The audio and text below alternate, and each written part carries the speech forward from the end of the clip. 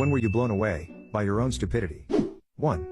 During the holidays I walked through an arts and crafts store trying to find something very specific.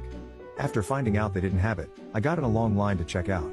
It didn't hit me that I didn't have anything to buy until it was my turn.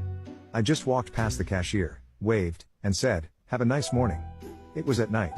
2. I once was cooking mac and cheese and started squeezing the cheese sauce in before draining the water. When I realized the mistake, I grabbed the cheese sauce with my hands, and it just made everything worse in every way. 3. I recently went to pick up an order of glasses. The optician asked me to try them on, to see if they fit well. I told him this must be someone else's order, because everything was blurry. He was surprised and started hunting through boxes, and I kept squinting and looking around at blurry shapes. We did this for 10 minutes before the optometrist walked in. He explained the issue and the optometrist paused, and asked where I put the glasses I was wearing when I walked in. I said I was wearing contacts. I was wearing contacts. And I put the new glasses over my contacts. I asked the optometrist if this gave me double the perfect vision and she replied, "If you mean double vision, sure." 4. I uninstalled wireless drivers on a computer I was working on remotely. Why did it just went offline? Wait, shit, I'm an idiot. 5. In school one day my friend had a pen that lit up. When you pressed it to paper or if you flicked a switch on the pen the lights would flash. He kept turning it on and waving it at me. This annoyed me so I took the batteries out in front of him. He stared at me for a second before trying to get the batteries back.